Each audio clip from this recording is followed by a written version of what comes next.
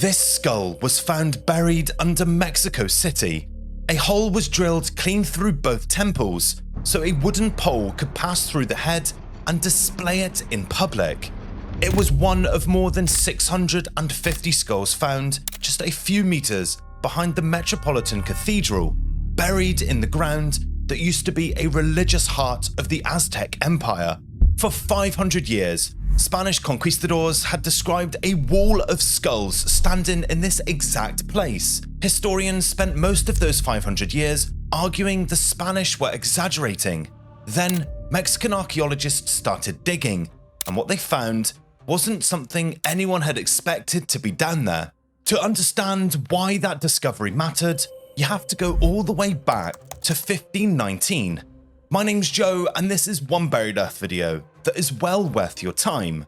So, when Hernan Cortez and his men entered Tenochtitlan, they were stunned by what they saw. This wasn't a small settlement. It was a huge city built in the middle of a lake, joined to the land by long stone causeways. Around 200,000 people lived here, making it one of the largest cities in the world. This was the capital of a Mexican empire, the people we usually call the Aztecs. At the center of the city was the Templo Mayor, the great twin temple complex. One side was dedicated to the god of war and sun, the other to the god of rain. And in the open ground in front of those temples, the Spanish saw something they never forgot: a public structure made from human skulls. They wrote about it in letters and chronicles. They described skulls drilled through both temples and threaded onto wooden poles. They described a wall of heads. They described a tower built from skulls and mortar. Some of the numbers they gave were clearly impossible, but the structure itself was not. For most of the last 500 years, most historians didn't believe them. The Spanish chroniclers had a reason to lie. They were conquerors writing accounts that justified the conquest. Their numbers were absurd, and the structures they described, the towers of skulls held together with mortar, sounded physically impossible.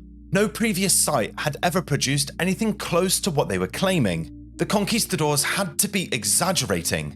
Then, in 2015, a team of Mexican archaeologists started digging at a construction site behind the Metropolitan Cathedral of Mexico City. What they found over the next 5 years didn't only confirm what the conquistador account said, it rewrote how we understand half a millennium of post-conquest history. The Spanish weren't lying about what they saw. They were describing it almost exactly the way it was. 3 Spanish witnesses left detailed accounts of what they saw at Tenochtitlan. Bernal Diaz del Castillo was a foot soldier in the Cortez army.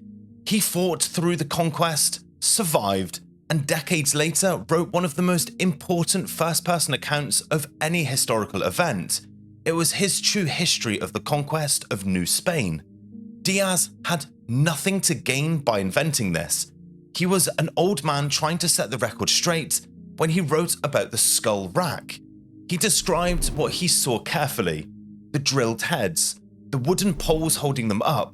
He gave specific detail about how the structure was built. Andres de Tapia was a Spanish captain. He claimed to have counted 136,000 skulls. That number was clearly impossible, but the act of trying to count them suggests he was looking at something real, something large enough that counting seemed worth the effort. And then there were the official letters. Hernan Cortez himself described the skull racks in his correspondence with the Spanish king. So did several other officers. And all of them said the same thing: a massive public display of human skulls, a tower and a wall, heads on poles by the thousand. And all of them were dismissed by post-colonial historians for the same reasons. The Spanish were unreliable narrators, and worse, they were propagandists, writing to justify what they had just done.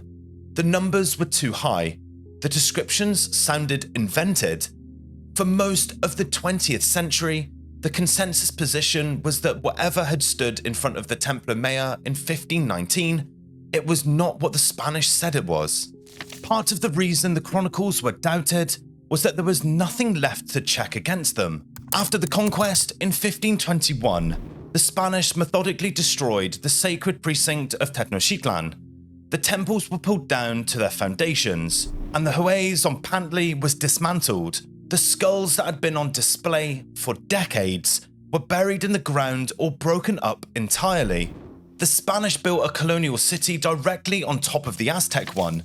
They started building a cathedral, the Metropolitan Cathedral, in 1573, right on top of the sacred precinct. For the next 4 centuries, the heart of the Aztec religious war sat under Catholic Mexico City. Forgotten, built over, generations of Mexicans walked over the buried temples without even knowing that they were there. And the skull rack, the Hueyi Tzompantli, was lost. Archaeology had no access to it. There was nothing physical to examine until the late 20th century, when something started to change. In 1978, electrical workers in central Mexico City uncovered a massive stone carving when digging behind the cathedral. It turned out to be a depiction of the Aztec moon goddess, and it lay at the foot of what had been the Templo Mayor. The temple was right there, under the city. The skull rack was somewhere under it too. For nearly 40 years after this discovery in 1978, Mexican archaeologists worked the area. They mapped the temples and recovered offerings. They built a museum on the site so the public could see what has been pulled up. But they didn't find the skull rack. Then in 2015, INAH, Mexico's National Institute of Archaeology and History, started a salvage excavation at a corner of Guatemala Street and Argentina Street in central Mexico City, a few meters behind the Metropolitan Cathedral. The site was being prepared for construction.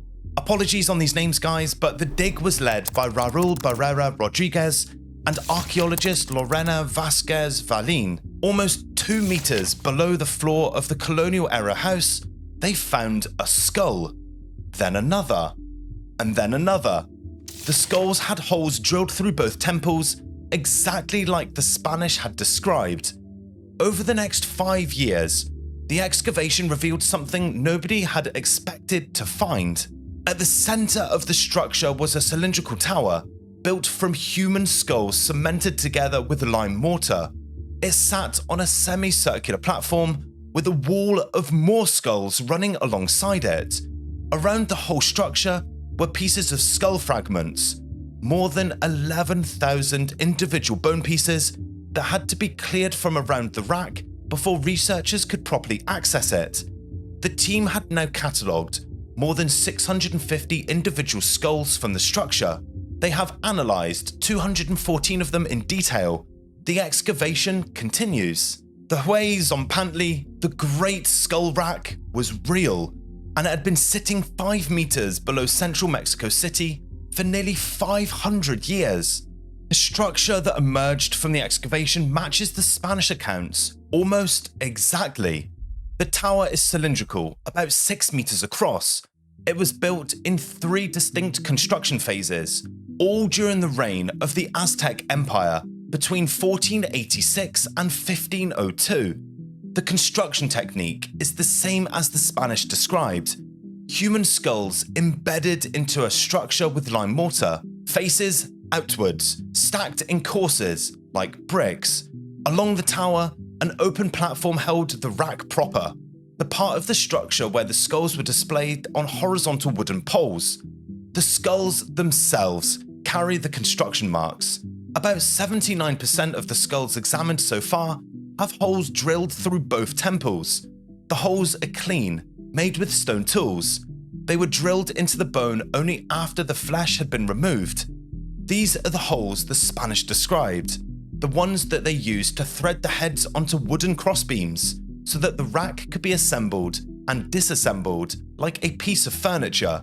The skulls came down. They were remounted with new offerings whenever the rack was refreshed. The Hueyi Tzompantli was not a single static display. It was a working structure, a monument that was actively maintained, with skulls added to it regularly in plain public view, in the middle of a sacred precinct of one of the largest cities in the world. And the scale of it, The 650 plus skulls already found, with excavations continuing under the modern city, matches the general sense of what the conquistadors said was there. Not the absurd numbers like 136,000, but a major public display with hundreds of skulls visible at any one time. The science went even deeper though, and it found something nobody was expecting. For most of the modern era, the assumption about Aztec human sacrifice was simple. Sacrifice victims were captured enemy warriors, men, young and fit, taken in battle. The Aztec sources said this, and the Spanish accounts said the same thing, and modern historians wrote into the standard narrative. But it turned out to be wrong. The 214 skulls analysed in detail so far break down all of this. About 46% of them were male, the rest break down into 37% female and 8% children, and a remainder as well that were damaged or fragmented, too damaged to identify for certainty. Roughly 2/3 of the skulls overall were young adults between 15 and 29 years old. The women and the children of the Hueyi Tzompantli were the findings that had changed most about what we know and understand about Aztec rituals. Some of the female skulls show signs of cranial modification, the deliberate shaping of the head during infancy that was common in Mesoamerica. That tells us that these women weren't random captives picked up on raids. They had grown up in societies that practiced cranial shaping. They were someone's daughters, with names and with lives that ended on this rack. The children on here are the part that is hardest to write about. 3 child skulls have been so far identified with tiny tooth development. They join the wider record of child sacrifice in Mesoamerican archaeology. But their presence on the Great Skull Rack itself, on the central public monument of the Aztec capital, was not expected by anybody. Mexican archaeologists and researchers have been working through these implications. The rack itself wasn't a trophy display, or at least it wasn't just that. It was something more complicated, something that included women and children alongside warriors. It served a religious purpose nobody alive today fully understands. The next question is the one that researchers are working on right now. It is, who are these people and where did they come from? 2 scientific projects are running in parallel. The first is stable isotope analysis, teeth lock in chemical structures from the food and water consumed during childhood. By analysing these signatures, scientists can tell where a person grew up. 83 skulls from the Hueyi Tzompantli have been sampled, and the samples are being analysed at the University of Georgia under Mexican government funding. The second part is ancient DNA. Bone powder from selected skulls is being processed at Mexico's National School of Anthropology and History, and the genetic sequencing is being done at the Max Planck Institute in Germany. Neither project has published its final results yet, so we don't know for sure where the victims came from yet, or whether any of them were related to each other. But the preliminary picture suggests that many of these people on the rack were not from Tenochtitlan itself. They had been brought there from distant parts of the Aztec Empire, possibly even beyond it. In the next few years, the bones are going to start telling us names, not the names of the victims that they went by, but the names of their home regions and possibly even their genetic communities. The Metropolitan Cathedral of Mexico City begun in 1573 and took more than 200 years to complete. It was deliberately built on top of the Templo Mayor, a Catholic cathedral planted directly over the religious heart of the conquered Aztec Empire. The archaeological statement was obvious. The new god stood on the bones of the old ones. The cathedral is still there. It's one of the largest in America, and millions of visitors walk through it every single year. And a few meters behind it, 5 meters down, the Hueyi Tzompantli has been coming back up from the ground since 2015. The Spanish witnesses that historians spent 500 years doubting, and now the witnesses Mexican archaeologists are using to interpret what they find.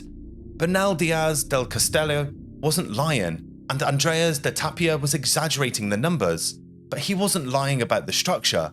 The Spanish destroyed the rack and built a cathedral over it.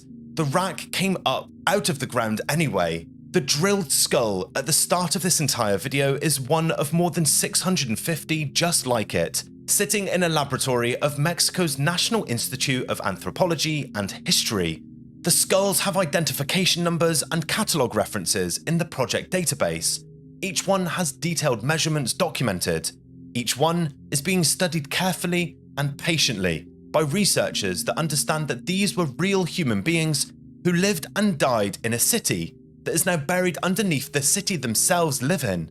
The people on the Hueyi Tzompantli were not soldiers in a war that left written records. They were men and women and children whose lives ended on a stone platform in the middle of a religious capital, in service of beliefs that no longer have living practitioners.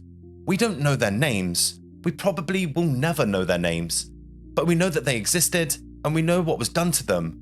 We know how their skulls were prepared and mounted on display. Maybe some of them came from far away. Maybe some of them came from very far away. And we know that the people who watched it happen tried for centuries to make sure that the truth didn't survive.